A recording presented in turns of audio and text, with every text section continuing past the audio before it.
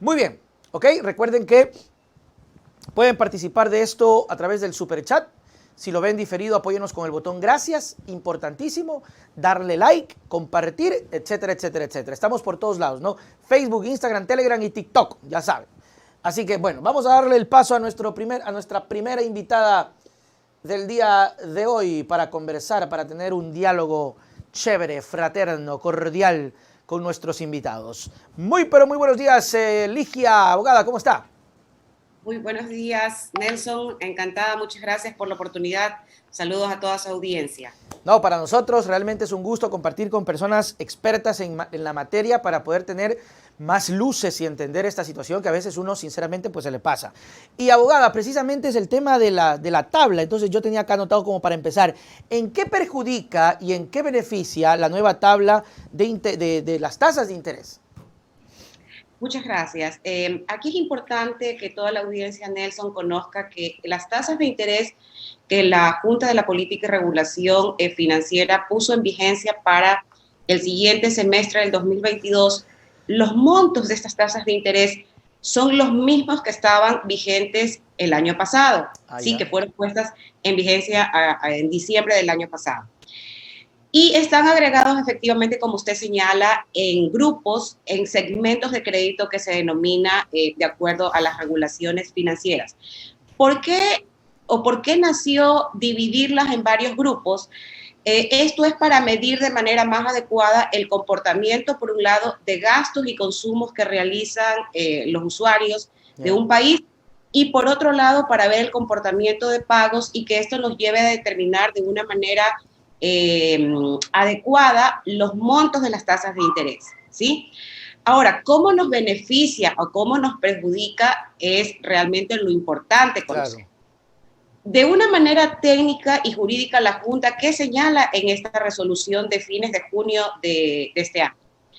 Que hay un extraordinario comportamiento en la economía del país, hace un análisis de los comportamientos del 2018 al 2021 en cuanto al desenvolvimiento de operaciones de crédito, de cuánto crédito se ha puesto en el país, y dice, por lo tanto, como hay un efecto de recuperación en el país, vamos a mantener estas mismas tasas de interés. ¿Cómo nos perjudica en la práctica, Nelson? Eso nos implica que tenemos o seguimos manteniendo barreras de acceso al crédito los ecuatorianos. Eso es más o menos lo que está allí.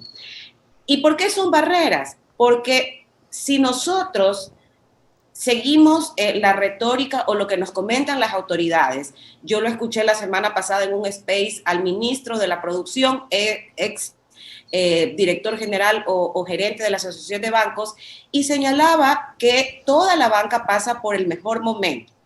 Yo no lo dudo, como ex autoridad de control y como ciudadana, considero que siempre los que estamos en este sector tenemos que ser muy prudentes y objetivos en los que decimos, pero si esto está así y el análisis de la Junta dice que tenemos un extraordinario desempeño en todo lo que tiene que ver o relacionado con operaciones de crédito, deberíamos tener un resultado con tasas hacia la baja, con ciertos puntos hacia la baja. O sea, para aclarar un poco, abogada, tenemos una tabla de intereses que no va para la baja, sino que simplemente se mantiene. Es decir, no va en correlación al buen estado de salud del sistema financiero, que a propósito me gustaría también una reflexión, ¿por qué siempre hay esta diferencia? ¿No? Es como la macroeconomía del país, ¿no? Tenemos una macroeconomía excelente, pero el ciudadano de a pie está que se muere de hambre, no tiene trabajo, no tiene oportunidad.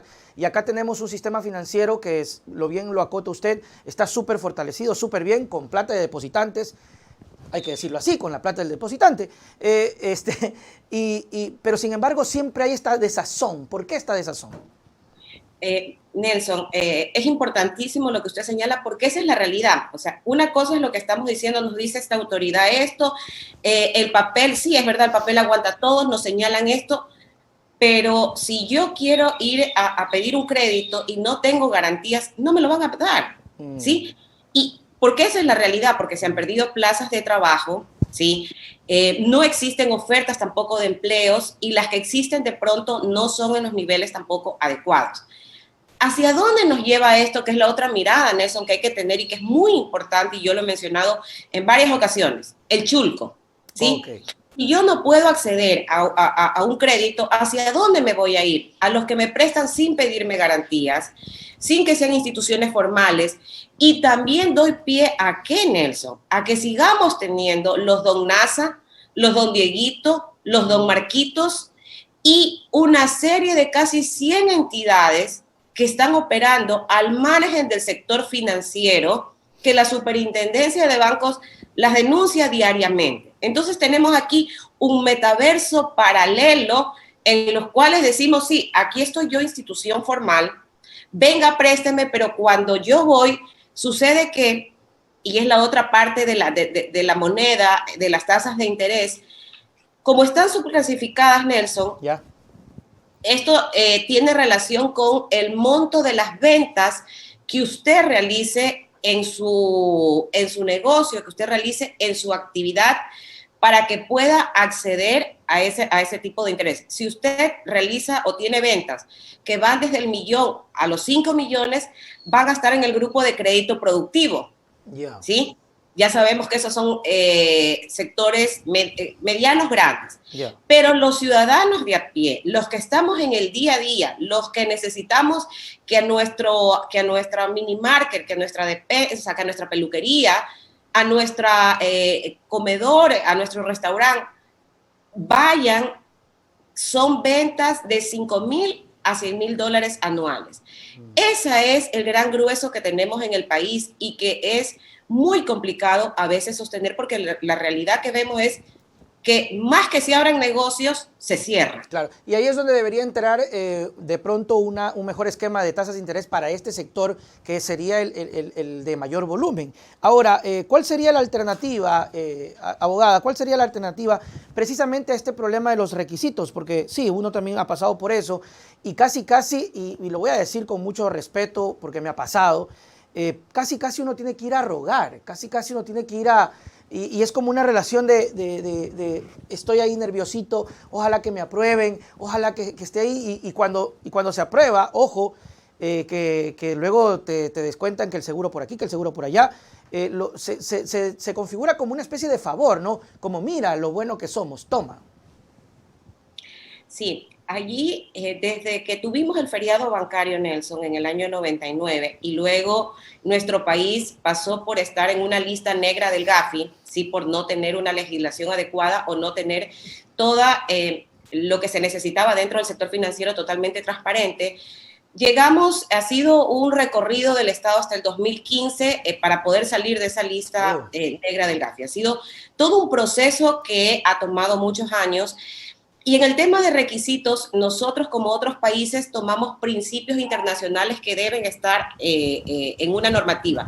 Pero eso no significa que sea un impedimento para aquellas personas que no tienen el acceso. Para eso se trabaja en cierto tipo de líneas de crédito preferenciales.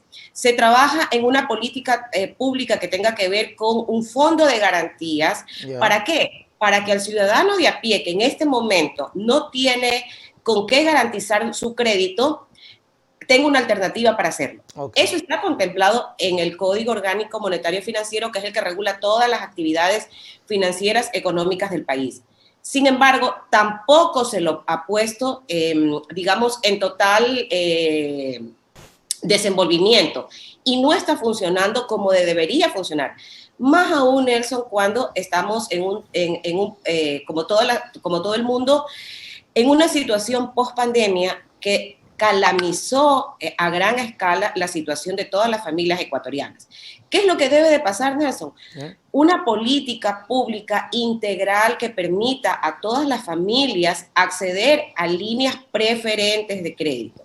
Y esto no solo tiene que ver con que tanto participe la banca pública como la banca privada, sino también tiene que ver que en esa política pública el Estado de alguna manera incentiva a todo el sector financiero nacional para que vayan de la mano a estas líneas preferentes. Y porque también, Nelson, hay otro tema importantísimo. ¿Cómo rompemos estas barreras que tenemos al momento? porque Ecuador se encuentra a nivel de Colombia y Perú, que son nuestros pares, y que siempre es importante ver cómo estamos frente a esos dos países. Nosotros tenemos un arrastre más o menos en población del 60% que no está bancarizada. Wow. Hoy se está discutiendo en la Comisión de Desarrollo Económico un proyecto de ley fintech, ¿sí? En el cual las nuevas tecnologías son las que pasan a tener, digamos que un papel preponderante para todas las actividades financieras en el país. Y creo que ese paso Ecuador necesita darlo porque eso permite, por un lado, romper los esquemas de las tasas de interés, bajar sustancialmente el tema de costos de servicios en el sector financiero nacional, ¿sí? Y sobre todo permite que accedamos al crédito y que de esta manera vayamos eliminando estas barreras tan altas que tenemos en el país, porque inclusive bajo ese paraguas de este proyecto de ley se pueden crear los bancos netamente digitales, ¿sí? Entonces creo que el Estado debe dar una mirada integral porque esperemos que no pase más adelante y nos pueda tener conatos de incendios en lo que denominamos el sobreendeudamiento. Porque para actividades productivas, Nelson, sí, se complica por la tasa de interés. Es decir, prefiero no pedir un crédito porque se me complica mucho porque no cumplo los requisitos, ¿sí? Y hemos hablado del chulco y todo lo demás. Así es. Y como yo le he mencionado, sin embargo, la propaganda de los bancos para darle un crédito de consumo, ¿sí? De pronto ese tiene mucha más facilidad para que nos lo puedan otorgar. ¿Por qué? ¿Cuál es la diferencia? Disculpe que la interrumpa, abogada. Porque en ese solamente yo necesito confirmar que no se va al número o al monto de ventas que yo pueda tener, sino que pueda justificar que tengo un ingreso para pagar esa cuota. Por decir, trabajo, me dan un certificado de trabajo y yo digo, bueno, este es el ingreso que tengo por mi sueldo y por lo tanto pueden acceder fácilmente a un crédito de consumo. Perdón, en pocas palabras, el banco no se complica la vida. Es decir, si tiene una persona la capacidad de pago, de hecho hay ofertas. De hecho, a veces te llaman y te dicen, señor, tiene usted un crédito preaprobado de $5,000. Y tú dices, wow, pero claro, saben que de pronto tienes un empleo y puedes pagar. No te lo van a ofrecer si de pronto tú dices, no, es que quiero poner en capital de riesgo. ¿En dónde? ¿En un negocio? No, aguántate un chance. Pero ¿por qué, abogada, si tenemos un sistema tan fuerte, tan sólido, no hay esta política? No digo que tengan que perder plata, pero no hay este granito de solidaridad, ¿no? De arriesgar también, ¿no? Es lo que le digo, si no tenemos a las autoridades que están al frente, y en esto me refiero a las juntas, al Banco Central, a superintendencias unidas con el sector financiero nacional privado, en el sentido de decir, sí, es verdad, estamos atravesando ciertas situaciones, tengo una regulación de pronto que me pide y me exige que cumpla estos requisitos porque el banco también, por el dinero que presta, ¿cuál es la contraprestación? Lo está prestando de depósitos que hay en el banco y porque también los bancos se endeudan fuera con líneas de crédito extranjeras para poder prestar a sus clientes.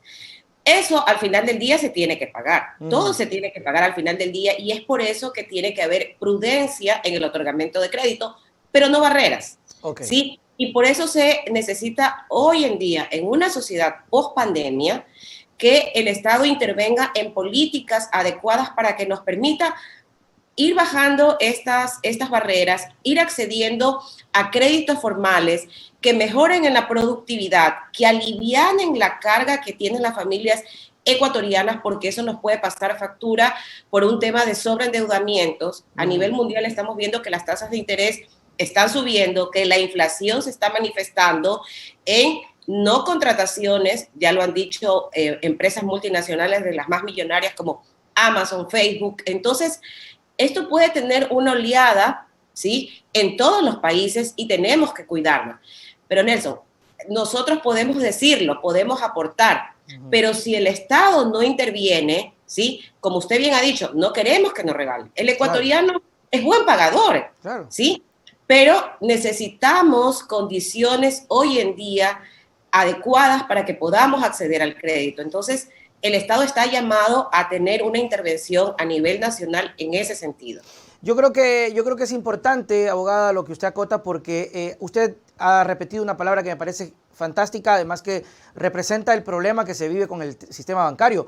El tema del se me fue, oiga, y usted lo dijo como 2 veces. Las barreras, perdón, las barreras. Y es cierto, ¿por qué? Porque la gente opta por irse a estos lugares donde, miren, ponen la plata, porque le dicen, ñañito, trae, dame y te doy, o sea, no hay tanto. Ahora, es verdad que también un sistema financiero establecido no puede tampoco regalar, porque terminamos siendo perjudicados todos cuando un sistema financiero, y ya lo hemos visto, empieza a dar plata, plata, plata como loco. Pero es importante que ese tipo de barreras bajen, más que todo porque no están sufriendo. Creo que ha sido el sector que más robustecido ha salido, incluso luego de la pandemia, gracias a los depósitos.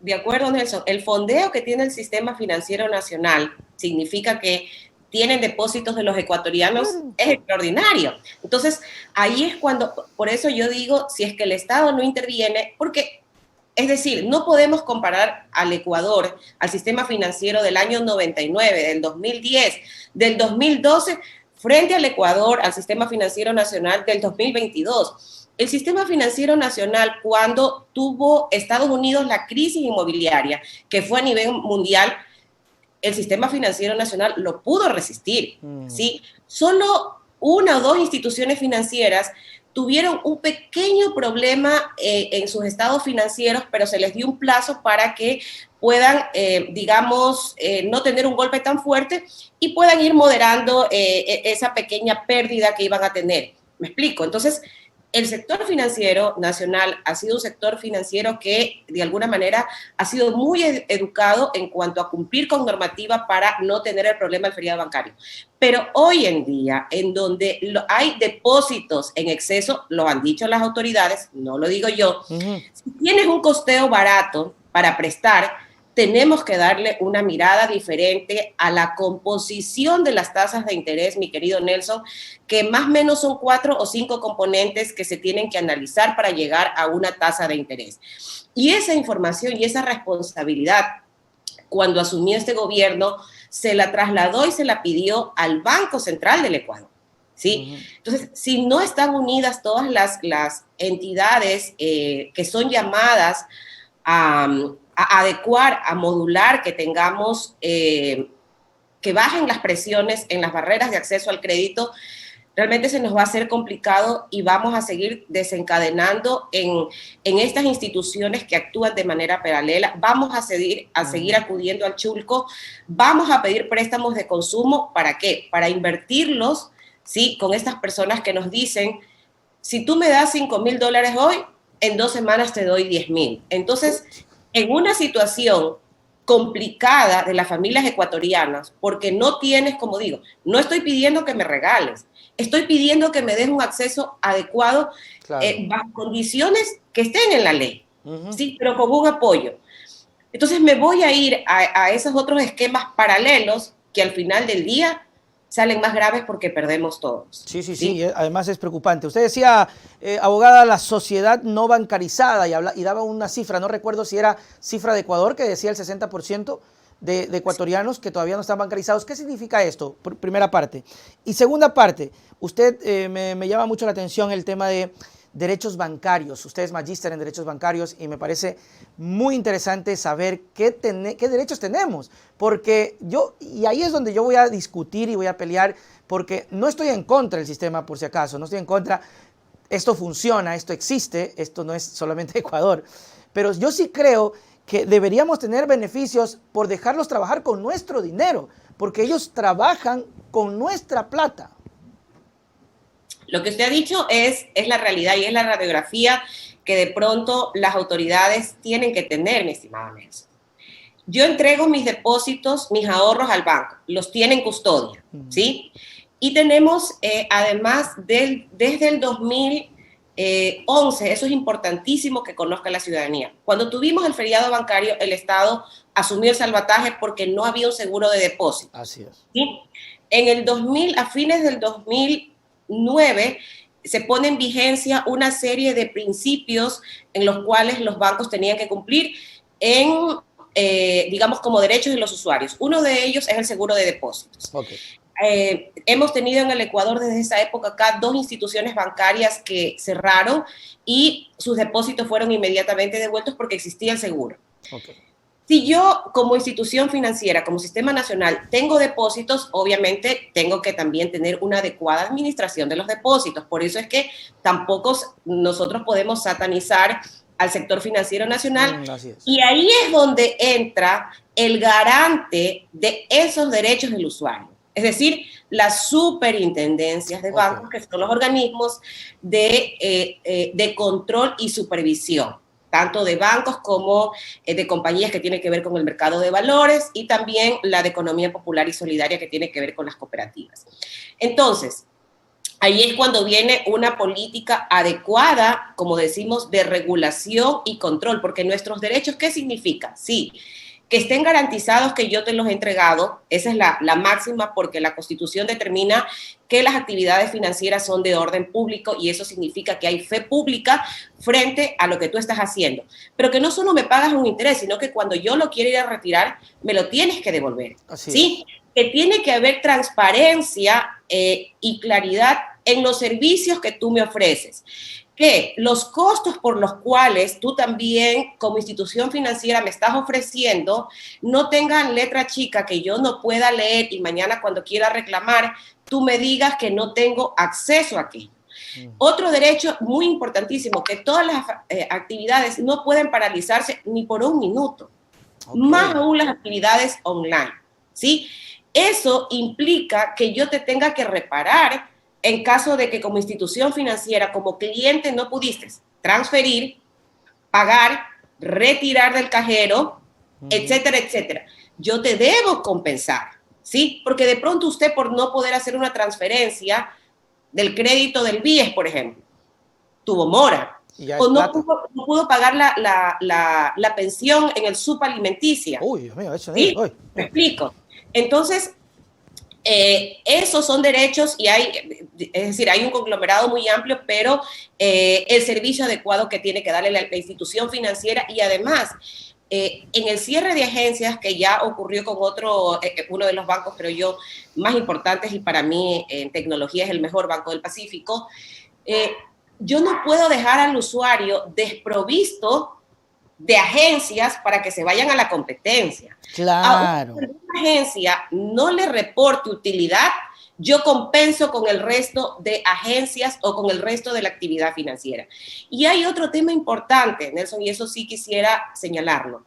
En el 2012, el Ecuador dio un paso importantísimo con una figura que asimismo llevábamos relegada por muchos años, el defensor del cliente. En el 2012, como equipo de la superintendencia, expusimos ante la Asamblea en ese momento por qué Ecuador tenía que tener una persona, ¿sí?, que tenía que defender de primera mano los derechos del usuario financiero y que complementa a las actividades que realiza la superintendencia. ¿Que es una figura que de pronto puede tener o es perfectible? Sí, pero fuimos introduciendo aquello en lo que si usted mañana tiene un problema, Nelson, va a la institución financiera, tienen que darle todas las facilidades al usuario para que el defensor del cliente sepa del problema. ¿Por qué? Porque le hicieron un consumo no autorizado en el extranjero, ¿sí? Porque se dio cuenta que le están cobrando comisiones de servicios que usted no ha autorizado. ¿Por qué? Porque usted fue a hacer un depósito en los cajeros inteligentes y sucede que se le quedó con el dinero y no le dio el recibo. O sea, pueden pasar un sinnúmero de cosas y de primera mano hay una... digamos, hay la atención al cliente propia del banco, pero también está esta autoridad, ¿sí?, que está llamado a, está llamado a defender los derechos que tenemos como usuarios, porque al final del día nosotros, aquí está el banco, nosotros estamos acá. ¿Sí? Por eso existe, por eso para equiparar existe las superintendencias y el defensor del cliente, para colocarnos al mismo nivel, porque somos clientes, estamos dejando nuestros depósitos, sí, y así como tenemos derechos, también tenemos obligaciones los usuarios, y los bancos también tienen derechos y tienen obligaciones. Entonces debe existir armonía adecuada en beneficio de las partes. Que así sea. Abogada Ligia Cobo Ortiz, muchísimas gracias por darnos luces. Esperemos que no sea la última vez, sino podamos tener más, porque el tema financiero es muy chévere y creo que es muy poco entendido por nosotros los ciudadanos que sinceramente no tenemos esas luces. Y le agradezco mucho, por ejemplo, ese simbolismo que creo yo que deberíamos ser iguales, porque trabajamos con nuestros fondos, le damos esa confianza, asimismo el banco debería darnos esa confianza y trabajar en armonía, ni uno ni abajo, ni arriba, ni nada. Abogada, sus palabras para despedir. Muchísimas gracias por la oportunidad, espero que no sea la última vez, estamos aquí prestos para compartir, un fuerte abrazo. No, gracias. la vamos a seguir molestando, no se preocupe. Chao, chao, Ligia. Chao. Muy bien, ahí estuvo nuestra primera invitada, qué chévere, estuvimos hablando sobre temas que Pillo el Incillo a veces no entiende, pero sí entiendo lo que usted quiere decir.